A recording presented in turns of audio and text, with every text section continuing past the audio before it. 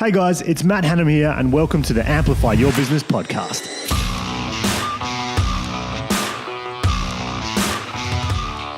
Matt Hanham here on another episode of Amplify Your Business, and I'm very excited to say I'm here with Sophie Budd today.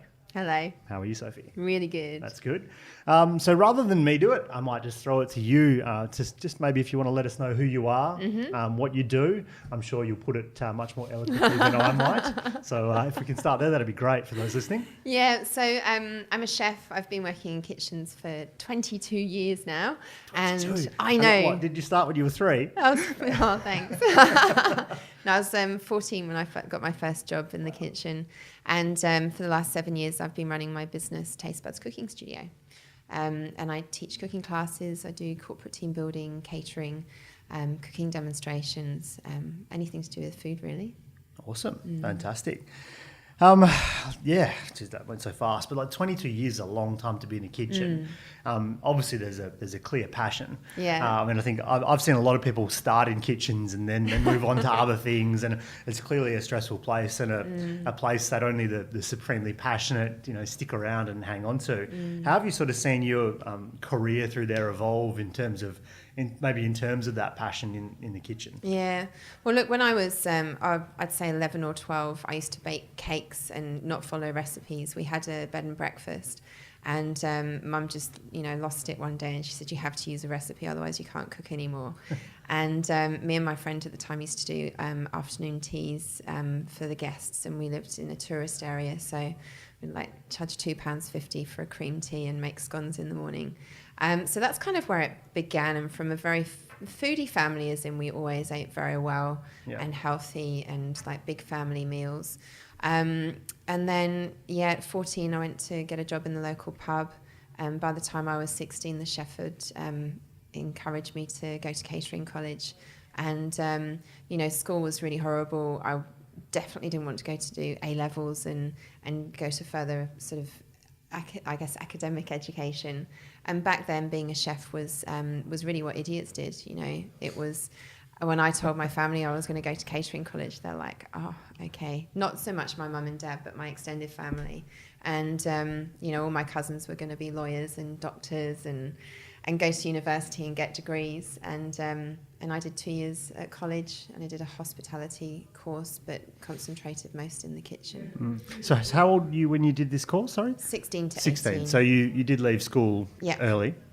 And we were talking a little bit offline just before about some struggles that you sort of had, I guess, in your teens and shifting around. And how did that play a factor in you wanting to leave school? I mean, it sounds like you moved to a new location, certainly a different type of people, different class of people, and you were mentioning how you were struggling to sort of fit in and you tried to adapt.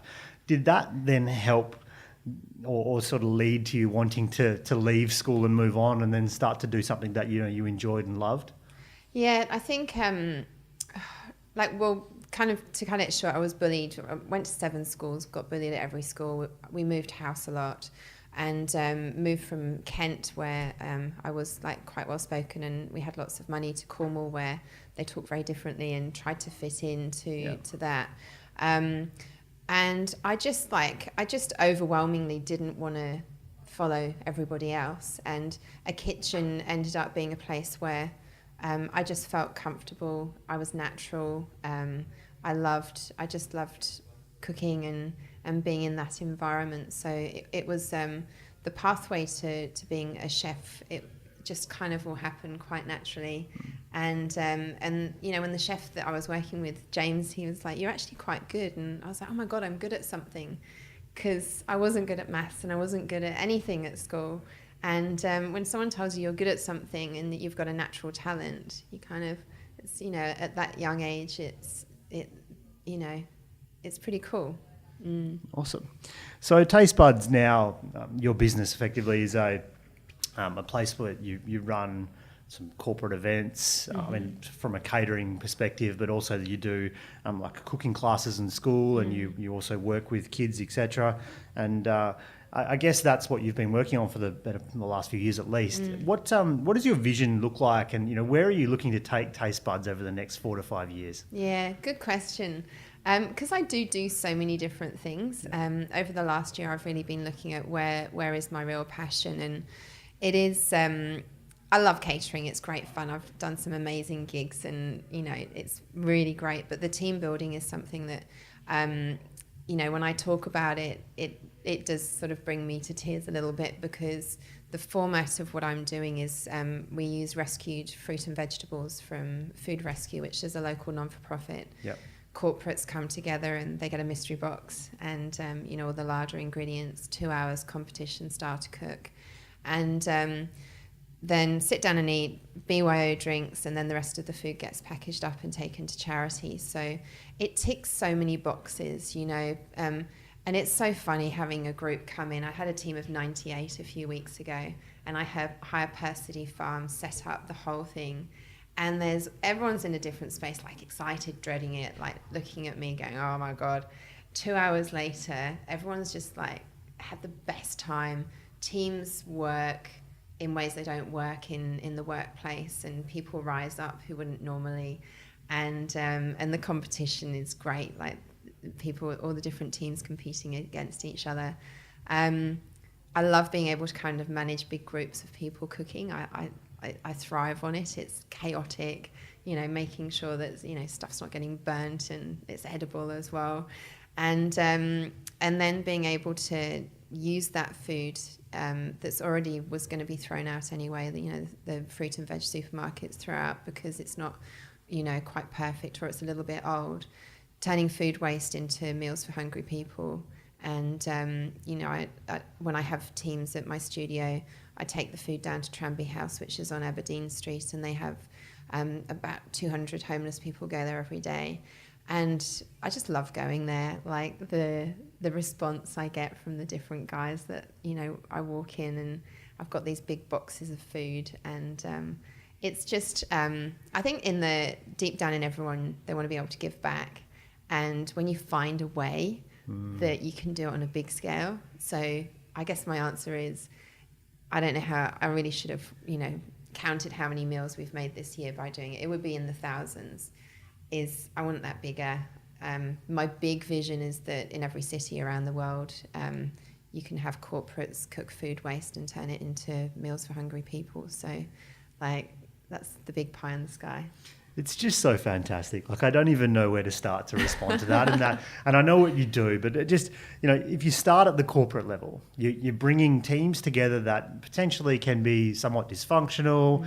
Like you said, some people are excited, some people are very apprehensive, but most, as humans, we love community, and we like to do things together. And one thing we are used to doing, hopefully, amongst our family and friend groups, is sharing meals and helping to prepare meals. But you're bringing together people, at the start of it, that aren't necessarily used to doing that together, and building a deeper rapport and bond amongst them.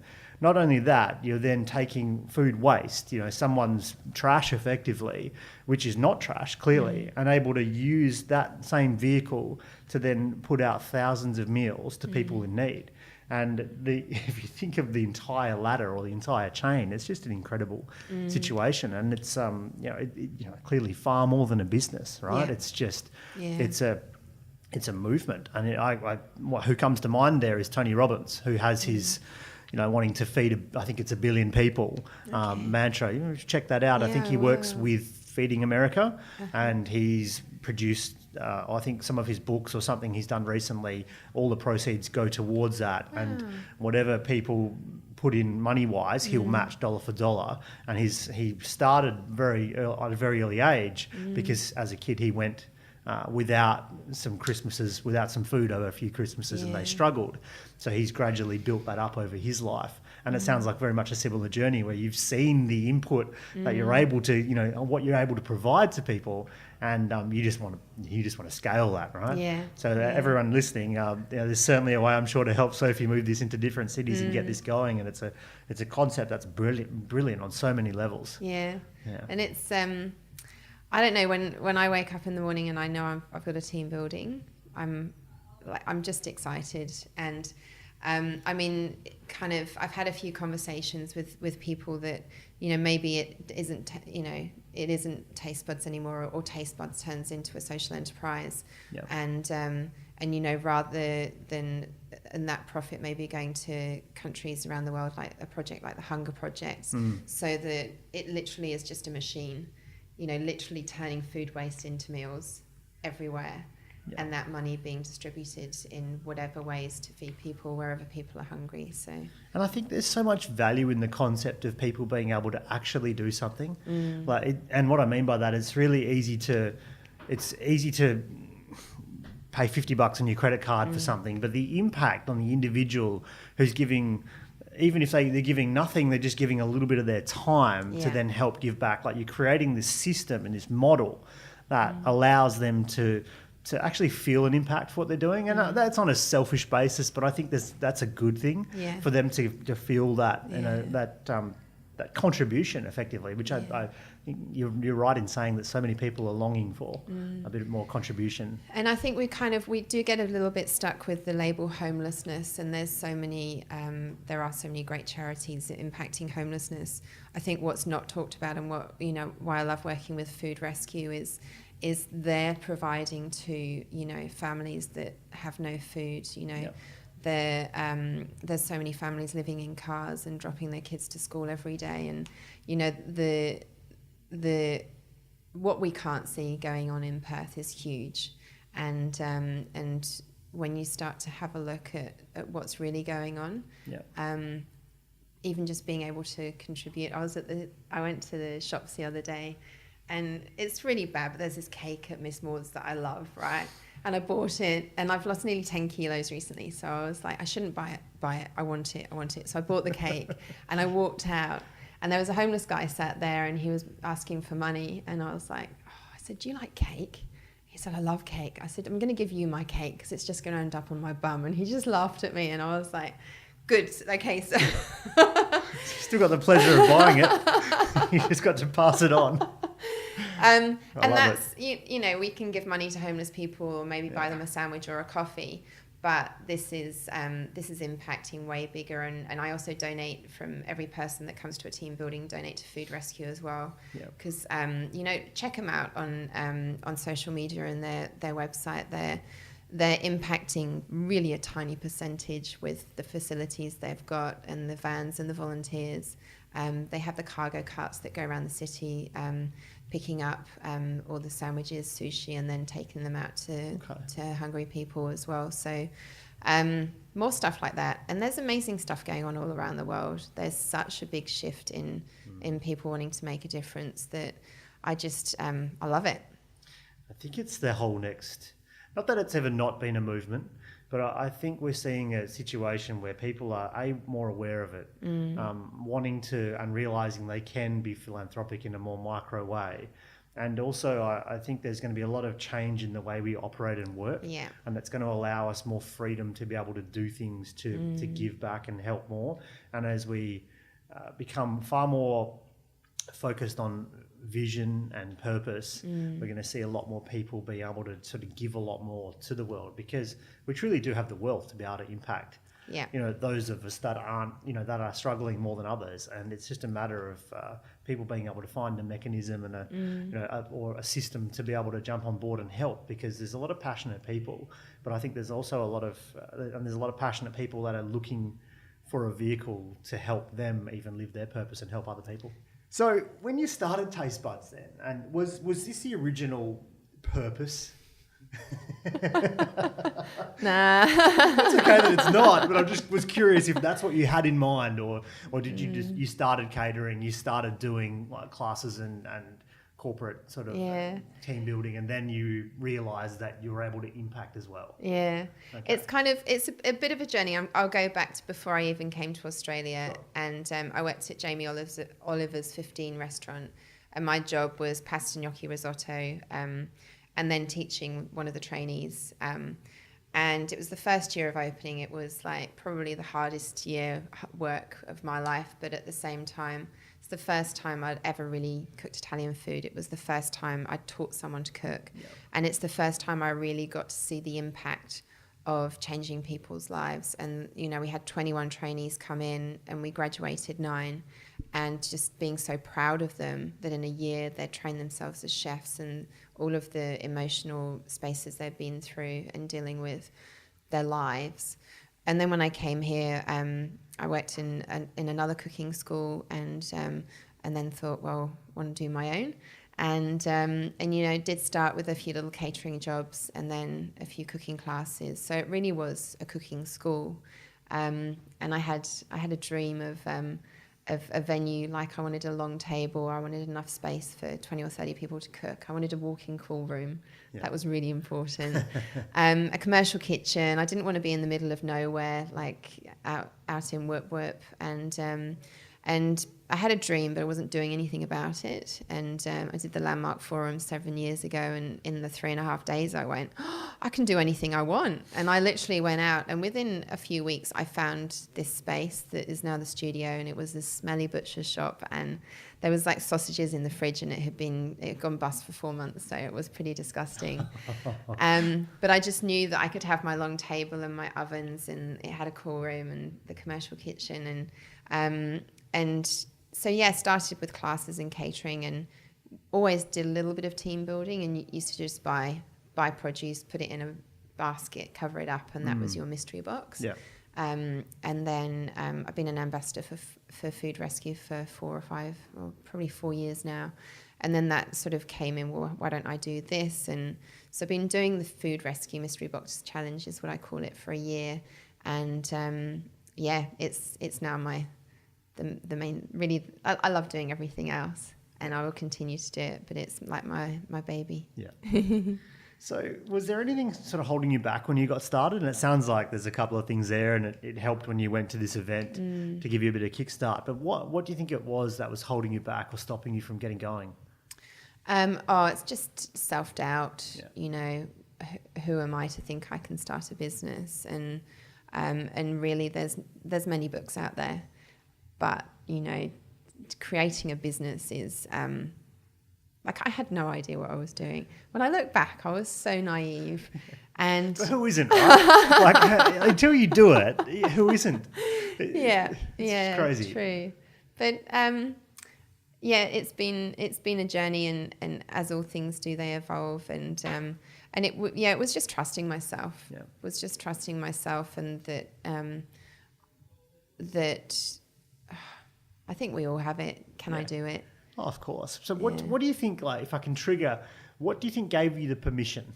Like, what do you think, at what point was it the event? Because I sort of ask this type of question because you say many books. There is. But I feel like when you're at one of those trigger points where you need to take some action, I feel like reading more books is the opposite of what you need to do, which we all probably know that in concept, but we get there and we're like, oh, I better read these couple of books. Once I've finished learning, I can do. Yeah. But I think you've got to just start there, right? So what do you think gave you that permission to give it a shot? Like, what do you think really turned the corner for you? I'd say it was all of that past stuff, you know, the not being good enough, the being bullied, that Sophie, I literally just put her in the past. Yeah. And who am I? What do I want? I want this dream. And I just, I was crazy. I called my butcher. I said, I need a venue. And he said, well, there's this old butcher's. And I went to look at it. I think I went 5 times. The agent was like, do you want it or not? And I just, that doubt. And, then I went to the bank, and, never even asked for a loan before. And they're just like, yeah, sure, here you go. And then it became reality. So I think putting the past in the past and creating who I am and what I want, and like the Sophie sitting here is absolutely nothing like the Sophie of all that time ago. And I was, so shy and petrified of people and speaking up and saying anything. I did a cooking demo the other week. There was 100 people there. I'm like, oh, I wish there was more people, I want a bigger audience. I want to put me in front of people. And, with everything that I do, whether it's the team building or talking about food and cooking. And for me, it's my purpose is to bring people back to the basics and cooking simple things and sitting around a family table. Like every every house we lived in, my mum and dad have still got it in their kitchen, a round kitchen table, and that's the time. That's my favourite time when I go home, is to eat dinner together or drink lots of tea and sit around the table and talk and talk and talk, and when stuff's going on in your life and the big decisions, my big decisions when I was growing up about, do I move to London, or do I take this job, that job, all happened at that kitchen table. And the food, the food my family had, like, people say, what did you grow up on? And it literally is jacket potato, tuna and salad. and there was, a few casseroles here and there, and my parents still live off jacket potato, tuna and salad. And it's, it's not exciting and inspiring, but it was just that home and that conversation. And I do miss it. I mean, of course, we've got all the connections that we have now. So now you have to FaceTime to the table. Yeah. I'm here. I can almost smell it. Just replicate the jacket potato. Yeah. And I think I was wondering whether there was, obviously from the UK and now have travelled a little bit and land in Perth. I wondered if there was do I want to start this business here? If there was other things that sort of held you back from getting going as well, maybe that other uncertainty. And because you're embarking on a whole new thing as well. It's like what people don't realise is just because you might be good at cooking or you might be a great architect, flipping the switch and starting a business means you do that a little bit and then you do all this other stuff that you've never done before, and you have to launch yourself into there. So it sort of leads me to my next question. Like, what do you think is one of the bigger challenges, or what's the biggest challenge that you've faced whilst then running Taste Buds? We kind of, mentioned this earlier. I think money, my money beliefs, looking into that, and like I'm a good chef. I'm good in the kitchen. I know where my strengths are, and numbers, like spreadsheets, you may as well, if you show me a spreadsheet, I'll just cry. In fact, I did the other weekend. Got my spreadsheet out and went, whoa, give me graphs and pictures, and I understand it. Yeah. So going in and out of employing different people, like employing your weaknesses is so essential, and employing the right people for your weaknesses. And I've had staff and then come back to doing it all myself. And, for 7 years I've been doing that. And to be honest, I'm a little bit over it. Like, I need to stop trying to doing everything myself. And, I do a lot of coaching and personal development to constantly, deal with myself and my beliefs. And like the belief that I discovered was that if I have money, people won't like me. And I'm 36. And I'm like, wow, that's crazy. And I created a new one, which is being wealthy and successful will inspire others. And that's what I say to myself every day now, because, having money and no friends is not very empowering. And when you have a purpose and you want to take a methodology around, which is a good thing, it's very charitable, it's very very philanthropic. You can't do it if you can't eat yourself. Yeah. And you need to be able to do that. And certainly money beliefs are very very interesting, because a lot of having money and wealth is really about just habits, and it's not about how much people do earn or not. And if you keep saying that to yourself, when you do have it, you'll find a way to move it on, I suppose, and you'll always be in that space. And that yo-yo I've done a few times at myself, and I do understand that. And it comes down to when you then do, I guess, hire people. Have you got a good system in place to try and get the right people, or are you? Often I think we're chasing our immediate issue, which is not necessarily the people that we need to add to the team. Yeah. We're looking to fill a gap for something, and it's unfortunately short term, and it's something that can go a little bit wrong. But look, I just want to change gears a little bit. What's something outside of work that people might not know about you? People know I love my dog. Spend a lot of time taking him to the beach. What do they not know about me? I actually love sailing. I don't sail much. Yeah, my dad's a skipper and grew up on the water. And I have, like I kind of say, I don't really know how to sail because I can't remember all the names of all the ropes, and Dad would shout, pull and I'm going, the red one or the blue one or the yellow one. Yeah. So I love being on the water. It's something that is on my, let's get back into that. Well, it's a good place. We've got a nice river with a lot. I know. Plenty of opportunity. Yeah. And I love riding horses as well. Okay. Yeah, I used to ride when I was younger. In fact, the reason I got my job at 14 is because I had a horse and Mum and Dad were like, can't afford him anymore. You got to pay for him. Yeah. And he needed this new saddle apparently. And so off I went to work, and I think it was £500 that saddle, and I worked all summer. Just to get your saddle. Just to get a saddle. Well, it's fun. I mean, it's very motivating. As a kid, I remember doing similar things. Like, I think I got to a point and I wanted a new bike, and it was like, well, we're not buying that bike. You have a bike. It works. I know you want this good one, and we understand why, but go and do something and figure it out. Yeah. And it's actually a good starting point, isn't it? That you're almost learning a lot of responsibility and other things at an early age, and the value, because you're looking at the hard work that needs to go in to achieve the thing that you want, right? Yeah, really cool. Okay, so sailing and horse riding, not together, but no. Really cool. So I hear that you spent some time on Roger Taylor's sailboat, just to segue straight from the sailing boat. But so for anyone that doesn't know, Roger Taylor's the drummer from Queen. Yeah. And obviously enjoyed sailing, and somehow you ended up on his boat. Tell me about that experience. So I think I was about 19, and my brother had just got back from America because the whole family is quite boaty, and he was a deckhand on Steven Spielberg's boat. Okay. And he was telling me all these stories, and I was like, wow, I want to do that.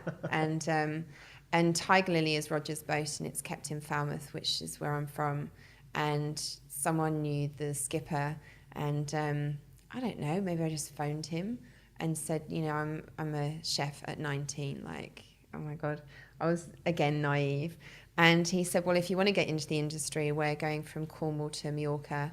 It's a 10-day delivery. You're welcome to come and cook and see if it's something that you want to do. And so I stocked up the boat, and we actually motored most of the way, which was a little bit crap because it's a 125-foot schooner, like the most amazing boat. But the best bit for me, I mean, I met Roger and cooked for him and his friends, which was mostly stunning blonde women. His friends, inverted commas. But the best bit for me was we went out for a test sail with the riggers, and so and it was like, as we say in Cornwall, blowing a hoolie, like really, really windy. And they said, oh, you can stay here. I was like, nah, can I go? And just imagine 125 foot, this stunning, stunning boat, holding on for your life. The wind is just full on, and they're testing it, like they're keeling right over and then tacking, and it was just amazing. I came back in and I was like, that was just the most amazing sailing experience of my life. And then 10 days at sea, and then I was the crew wanted like roast dinner, and so I'm cooking this roast, and I was so lucky. The galley in that boat is on the level. You got the window and you can look out onto the sea.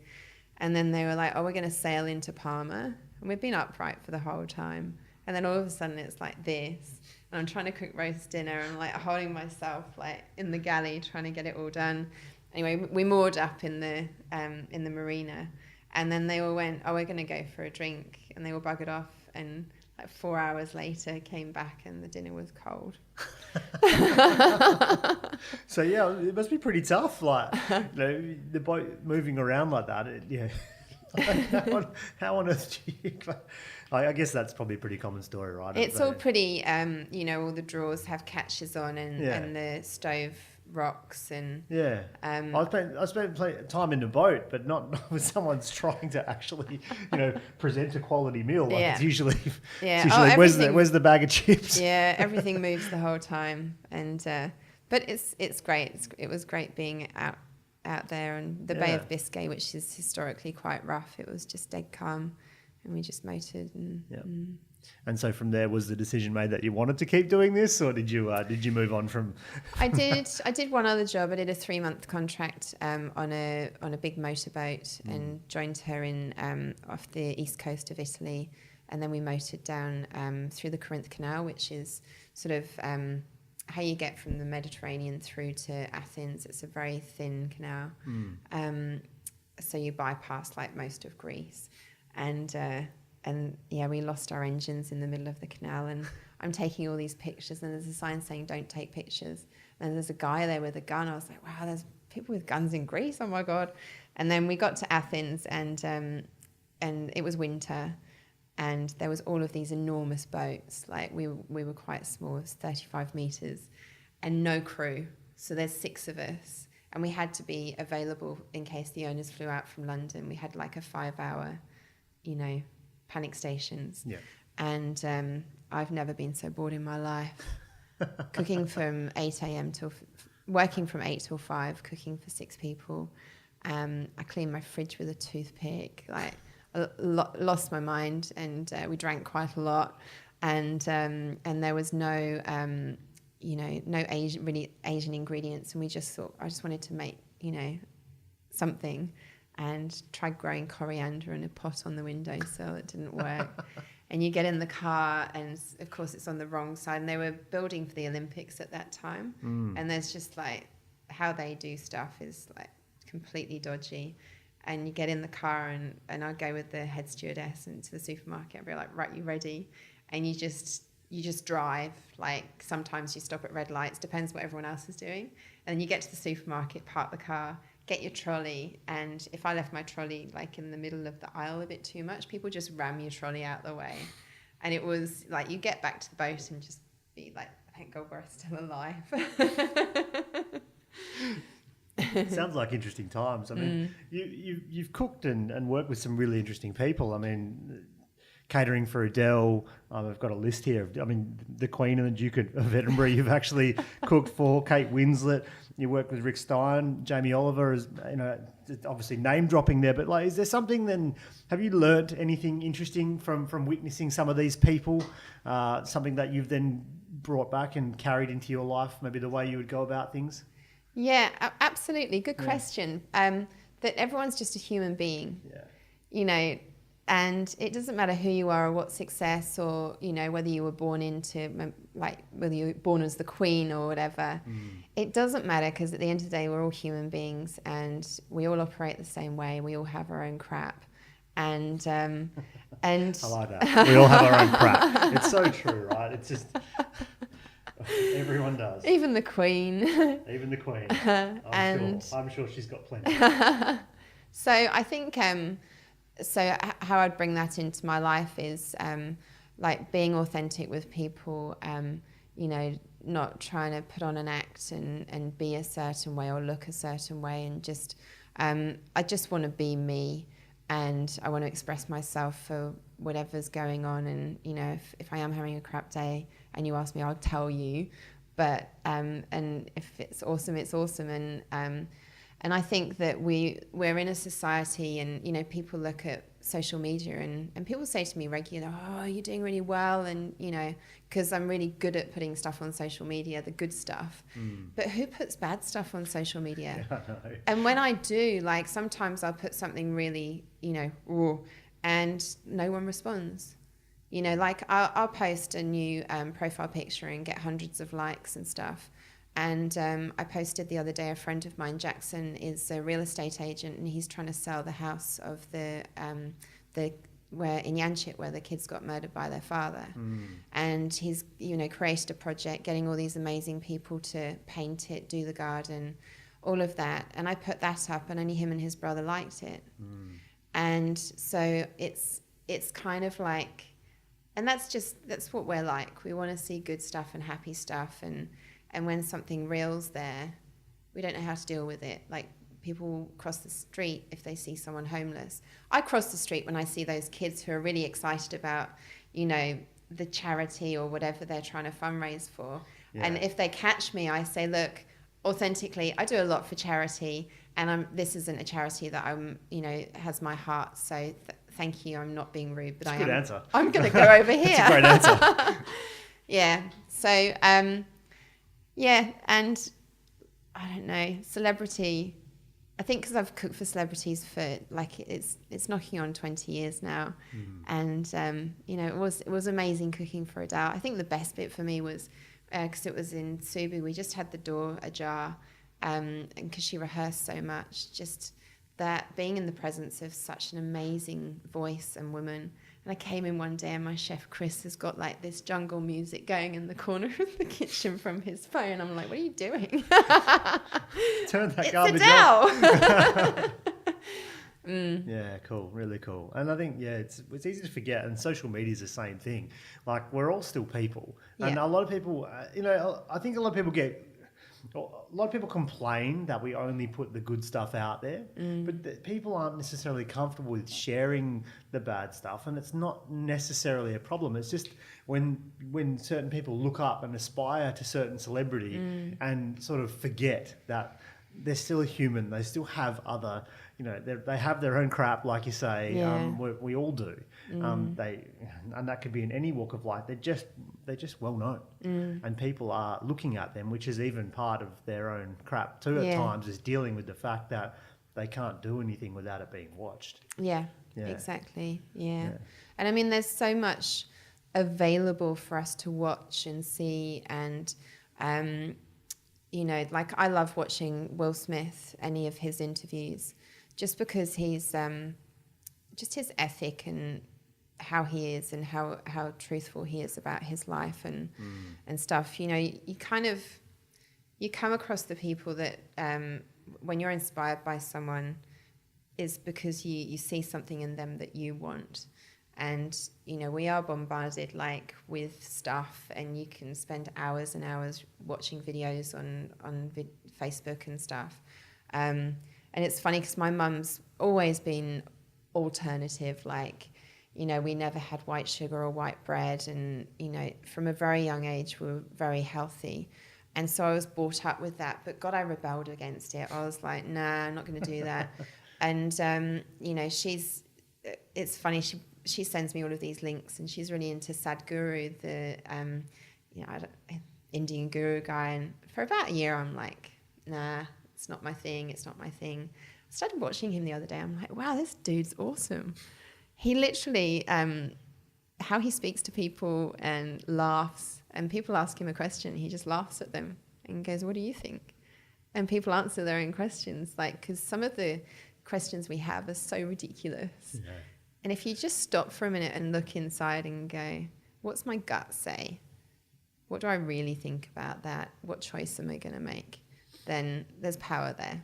Comes back to that permission thing I sort of mentioned before. I think for the most part, people can answer most of their questions themselves. I mean, at times you are seeking knowledge, but often it's just advice, and it comes back to that human and that community aspect, and that you're just looking to get someone's opinion who maybe appears to be more relevant because they're more well known in a lot of ways. But everyone's on their own journey and have different insights into that. And they're looking for someone to give them permission on it. The amount of times you go to an event or otherwise and you see people ask just the craziest question, and then virtually whilst they're asking the question, they answer themselves anyway. And they're like, so what's the answer? And they're like, well, there it is. You just answered it for me. So yeah, super interesting. So how do you use social media as an outlet to market your business? Does it work? Yeah, I wouldn't say I'm awesome at it. I think, I do a lot of Instagram. I love Instagram. It's kind and food is a nice marriage. Yeah, it's good. And, it's funny, I have friends that say, you don't like my stuff on Facebook. And I'm like, I don't actually spend time on there. I post stuff, and I post stuff on my page, and I do a few little boosts for classes and dinners and stuff. Okay. But I'd say for me, it's I'm probably one of the very few people with a license to take photos of their dinner. And you're lucky. Most people don't have an excuse. They just like to do it. And also I think it's great to support other businesses. And, my friend cooked me dinner last night. Oh my God. I texted him and I said, I was going to bring something. He said, oh, no, this is the menu. So he made a watermelon and feta salad with vinacotto. He's got the most amazing back garden, wood-fired oven. Wow. And his business is wood-fired, wood-fired catering. And we had abalone with broad beans and mushrooms. And then he did, it wasn't marron, it was, my God, what's the one that comes from the sea? Crayfish. Right. Crayfish with saffron and salt, and then roasted white sweet potatoes, and then this beautiful chocolate dessert. And I'm like taking pictures. I haven't done it yet, but I'm going to like put it on Instagram, and, because I want to promote his company, because he does such amazing stuff. So and in Perth, that's why I love Perth, is there's just so much. I've got your back. Yeah. And, when I got here 10 years ago, I just saw opportunity. I remember going to a chef agency on Angove Street, and I walked out. I was like, man, there's no cafes anywhere. What is this place? And now it's like, it is just cafes. Yeah. And when I got here, there were so many things. And I think apart from falling in love with it, the moment I got here, I thought, wow, if I'm going to do anything, this is where it's going to be. And I'm so glad that I stayed. And starting from scratch. And I knew one person here when I got here, Leah. Went to school with her when I was 8. Fantastic. And she'd been here for a while? Yeah, she'd been living here a few years, and she picked me up from the airport. It was May the 5th, 2008, in a ute. She called Butte the Ute, and drove down past... Very Australian. Yeah. Past the brewery, along the river. Yeah. And I just went, where am I? What is this? And I lived in Sydney for a while and was like, oh, it's just like a hot London, really, because everyone's all busy. Yeah. And made friends instantly. And I actually sat on my mum and dad's couch. I was home about 6 to 8 weeks ago, and because everyone always asks when am I going home, and I just said to them, like, I love coming home and I love Cornwall, but I don't belong here. I just don't belong here anymore. I belong there, and I go home quite a lot and see my family.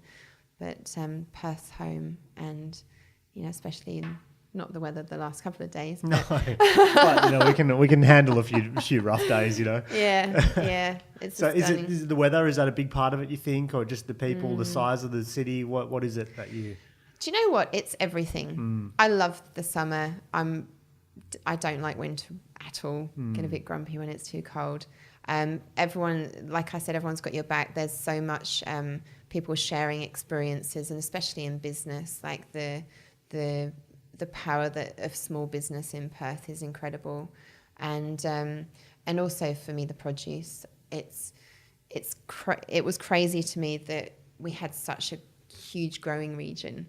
And, you've got truffles. It's like, what truffles in Australia?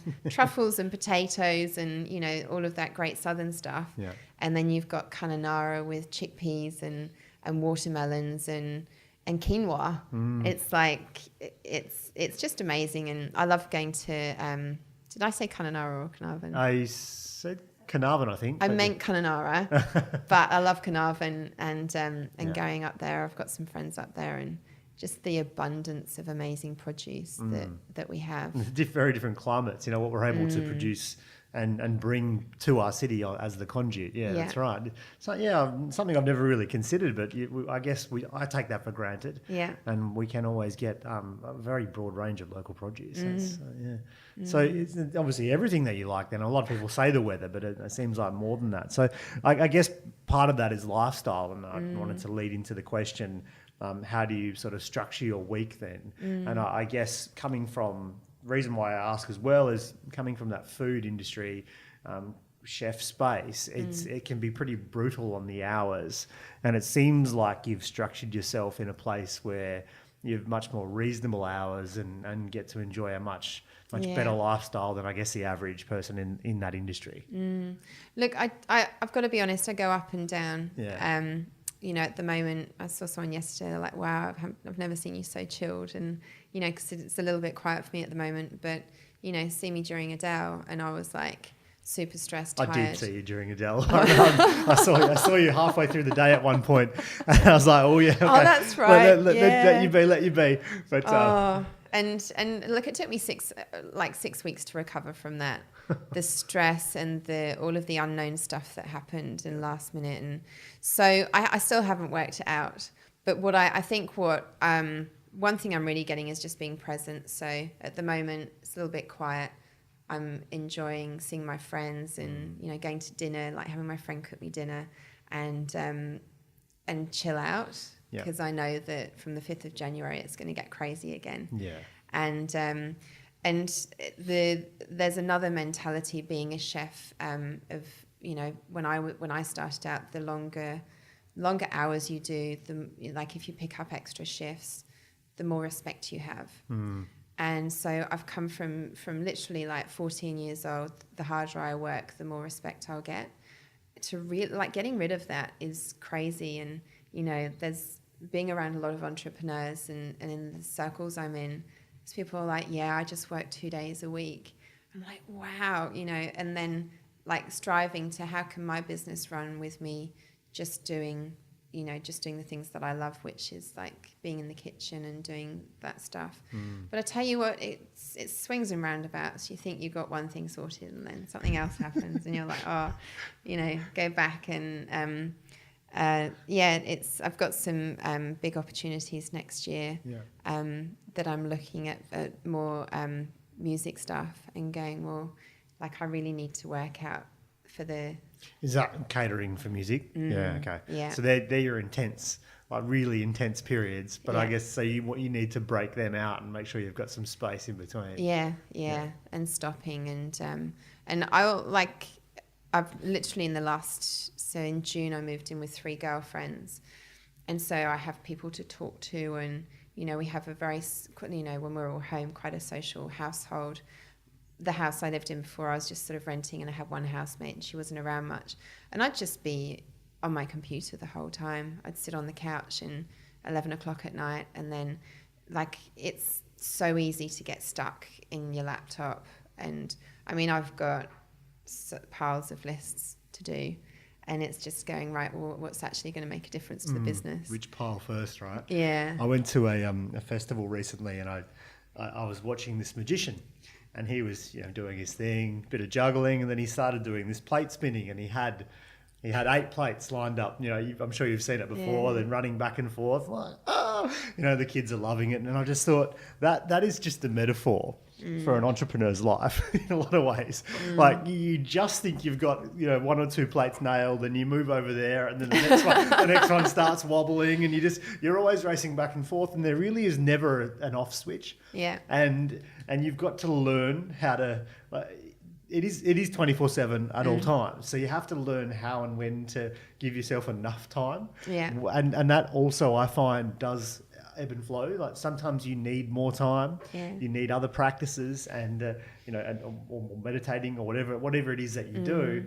And other times you can run a major music festival and you're good to go and you can work through and do crazy hours. But anyone that thinks they sort of do hustle ridiculously at all times forever, either they're Gary Vaynerchuk or they're just lying to themselves. And I think you can get caught up in doing things but not actually achieving anything as well, just because you do have these piles of lists and someone said you should do something or otherwise. So I guess what do you do to keep yourself healthy and sane then?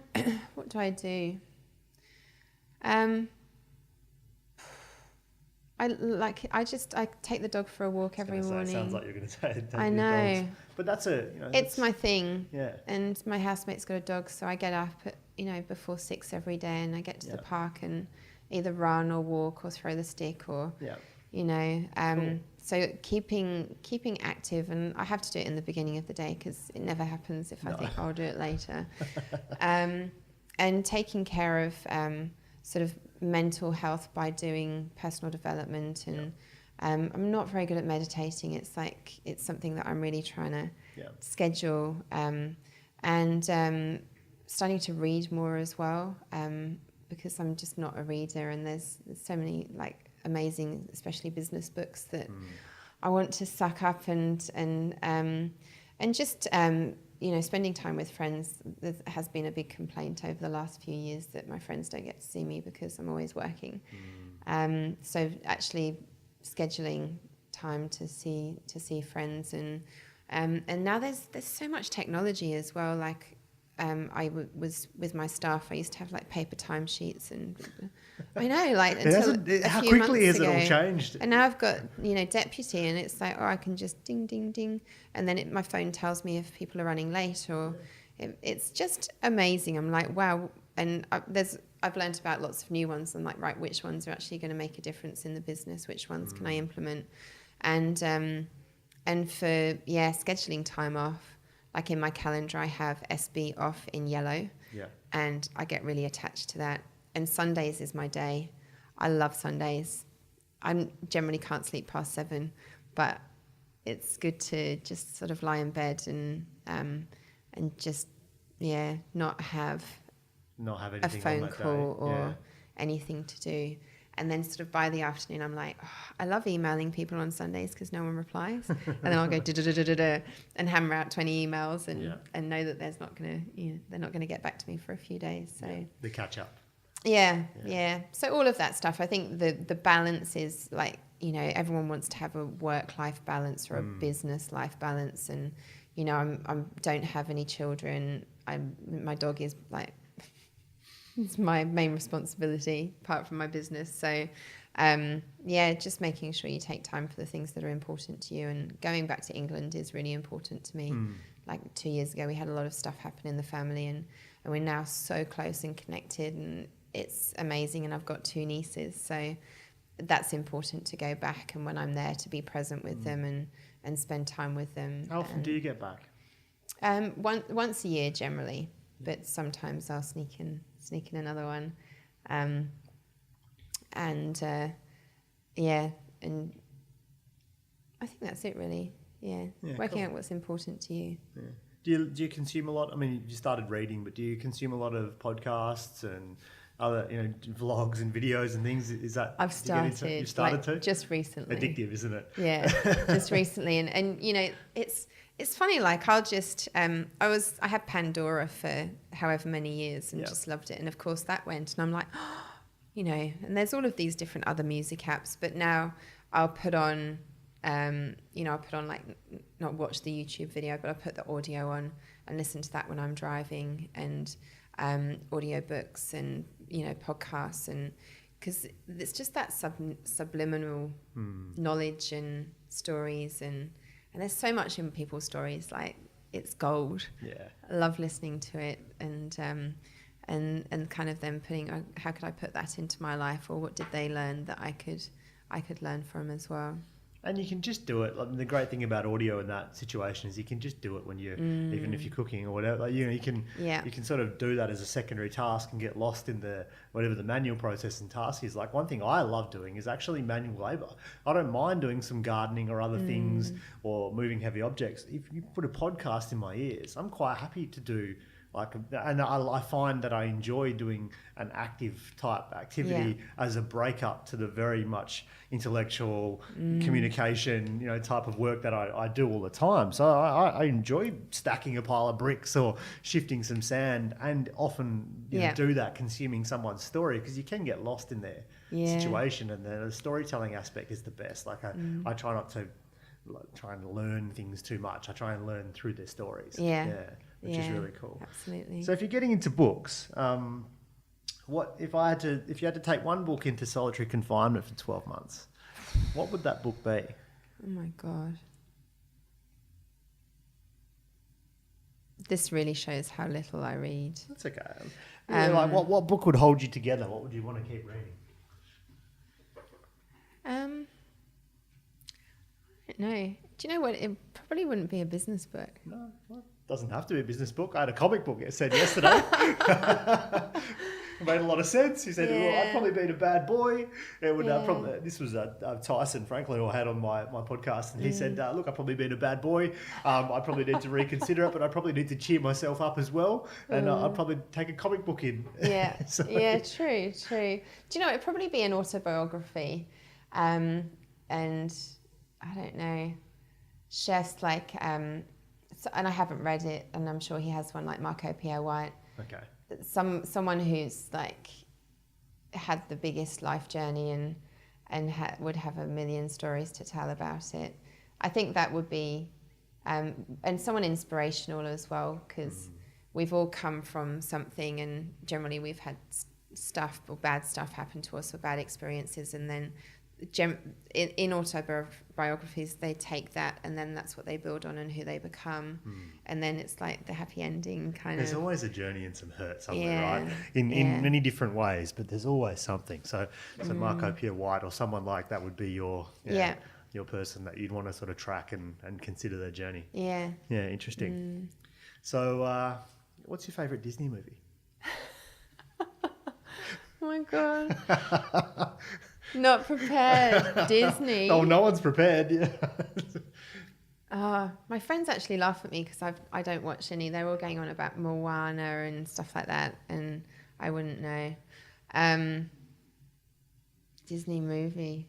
Oh, reel some off for me. Oh, we can go right back. I mean, from Mary Poppins to Lion King to Pocahontas to the few that jump into my mind.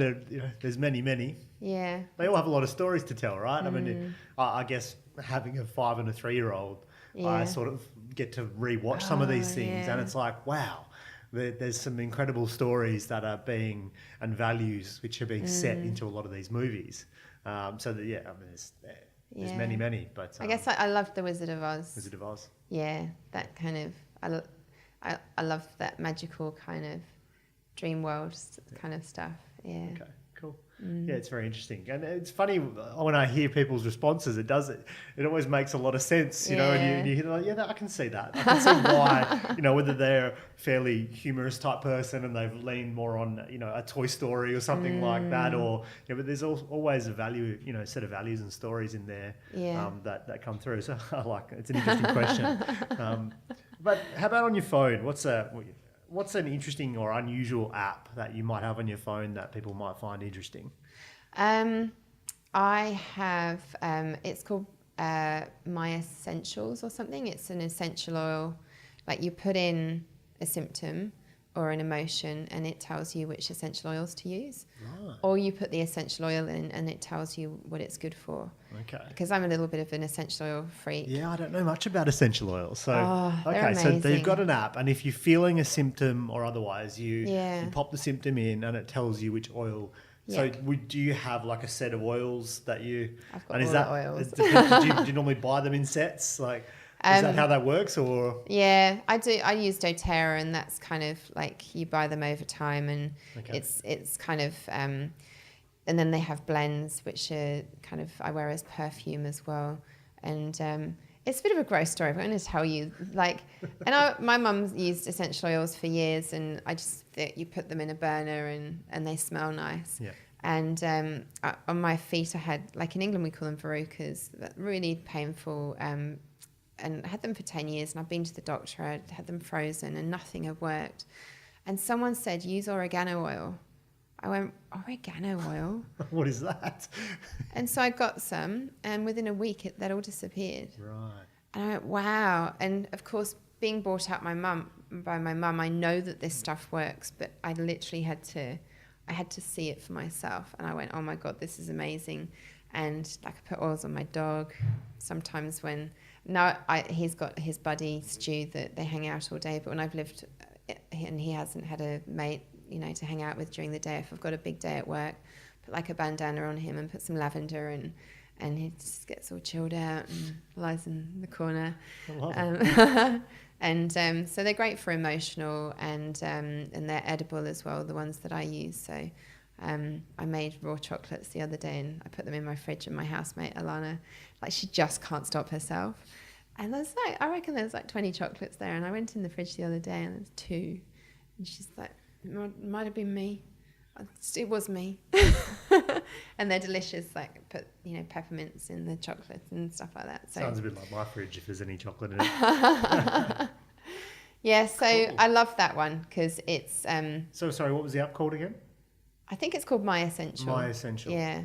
Right, interesting. And do you often find yourself then putting a symptom in and thinking, oh, I don't have that oil, or are you sort of pretty set I've now? got most. You've got your standard set of, probably your standard set of symptoms too, I guess. A bit of stress, a bit of this, a bit of that. And, yeah. And there's intuition as well. The app's great, but there's an intuitive thing to, like, I've got all the different blends, and I'm going to use this one today, and one's called Peace, one's called Passion, one's called Cheer is what I'm wearing now. Just like that one's cool. for today. Right, love it.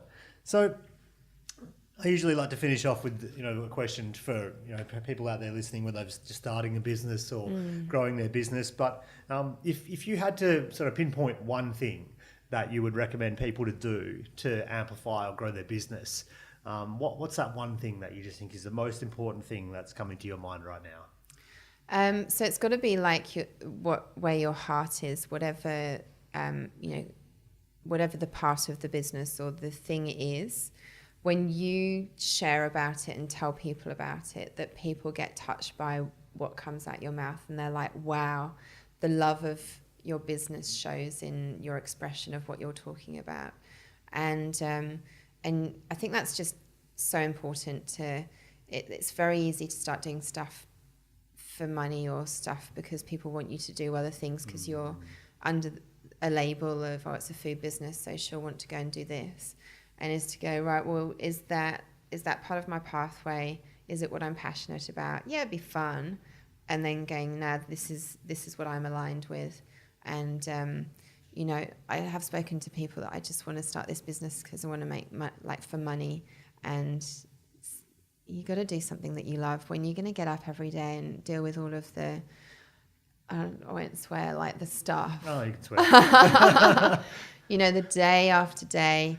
And people that get up in the morning and go to a paid job, and I've been there and I've done that. It's a different world. When you wake up in the morning and you're like, okay, so what I'm dealing with today is like paying staff, and I've got these bills I've got to pay out, but these invoices haven't been paid yet. So what am I going to do? I'm going to have to talk to those people, and you've got to pick up the phone and go, hey, or is it that there's just so many things that if you're going to do it, you got to get up in the morning, and even if it's a crap day, you go, yeah, but it's all part of my bigger vision and my purpose. And I created about 8 months ago, like, who I am is the possibility of food waste being used to feed hungry people around the world. Yeah.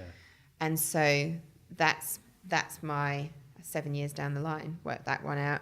That's my path. And yeah, I still do stuff within my business that isn't quite aligned with that. But in the bigger purpose, that's who I am. That's what I'm up to. And so I get up every day and, But you've got to love it, right? Because it's not easy. And it just goes up and down constantly. And we talked about with the spinning plates, or so many of your stories you've said.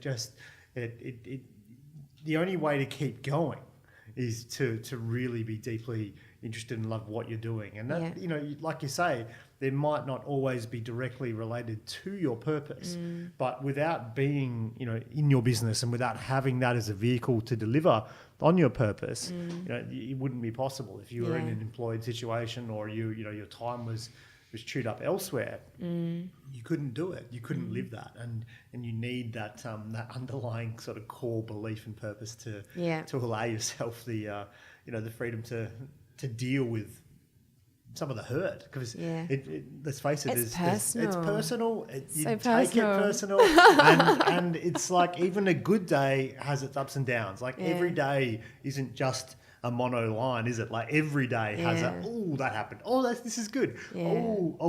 It's a constant fluctuating situation that if you didn't have that sort of North Star to face to, you wouldn't know what, you wouldn't be able to just keep moving. The failures, there's so many failures, and it's to and it sounds silly, learn by it. I did a job recently for the money and for a favor, and I didn't have the time, and I didn't do a very good job. And they weren't happy, and I actually emailed back and I said, well, I shouldn't have done it. I didn't have the time to do it. I did it for all the wrong reasons, and you're completely right. And they were like, oh, okay. Wow. Didn't quite know how to respond to me. And you've got to fess up and go, I fucked up. Because I do it every day and sometimes people don't notice. And sometimes they do on a big scale and you're like, okay, well, learn from that one, don't do it again. But again, we're all human, we all make mistakes. Yeah. And the bigger game you play and the more public a game that you play as well, the more like you're on the line, you know. I do long table dinners with amazing chefs, like we do a dish each, and sometimes I put up a dish and I'm like, oh, it just looks so crap, because they've got, you know, 20 elements and they've done crisps and gels and crumbs, and I'm not like that. Like, I'm pretty simple in what I cook, but I know that it's my food. It tastes amazing, and it's probably cooked for like 12 hours because I like to slow cook everything, and that's just me on a plate, and I'm never going to be that fancy stuff. This is me, and sticking to that and trying not to be like everyone else, because that's just the rage, like what everyone's doing at the moment. And Hestonify things. I've just missed it. Yeah. I literally But there's started a something business. like, there's always way more power in that simplicity if you can nail that simplicity. Yeah. And I think that's true in food, as you say as well. It's easy to go for the gimmicky, you know, high profile, fancy, opportunity or business or whatever it is. But there's, you know, in the stable, secure, hearty, healthy, you know, situation, like a good meal, which I'm sure some English background as well has you in making these, you know, hearty meals. There's, you know, people get a lot of comfort and warmth and enjoy a meal like that. And slow cooking food is obviously fantastic. So, yes. I was lucky enough to, I don't know if you know Antonio Carluccio. He's I know the name, but no. He's one of the two greedy Italians. Gennaro is his best friend, and he was Jamie Oliver's mentor. And Antonio was in Perth earlier this year, and I cooked alongside him. Did a special event, and I mean, I've loved him and admired him for a very long time. And he said to me, moff. I was like, what's moff?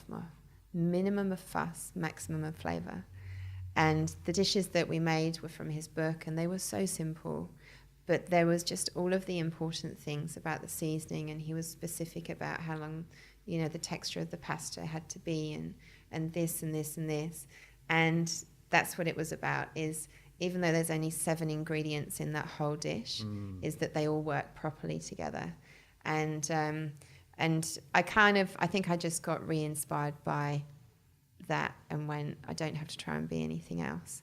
It's authentic to you, right? Because that's who you are. And it's, it's obviously a nice thing to just have that memory jog by someone that you consider, or someone you've looked up to for so long, just to say, look, this is how it's really done. This is more of a long-term play.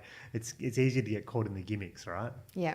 And then maybe second guess yourself in that space when it's not really true. Yeah, fantastic. Well, thanks so much for being here. Thank you. So I'm going to wrap it up now. But where can people find out about you? I definitely would love for anyone listening to get involved in what you do, whether that's taking your business down there or a group of friends for some classes to get involved in, obviously, the charity work. And what you do, if people can help out with their time. I know there's a few ways they can get involved. Heaps. So share us your socials, tell us the websites to go to, and hopefully some people can get in touch. Yeah, well, the website's tastebuds.com.au. Yep. Instagram is Sophie Budd _tastebuds.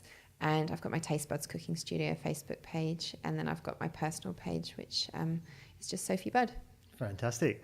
Well, thanks very much. Is there any other projects or anything you're working on right now that you'd like to share, or you just keep grinding, just building this building this up? That's it, really. Yep. Yeah, keep growing my baby. Well, there's a lot of things. I think there's people out there that could certainly help, and if anyone wanted to get in touch with you, and that could help you. I'm totally open. I know I can't do it on my own. Yeah. And I've had some incredible people around me so far. So yeah, there's always the stuff that you don't know that other people know, and share it with me. Fantastic. Well, thanks so much for coming in. Thank you. Really appreciate your time, and yes, Merry Christmas. Oh yeah, Merry Christmas.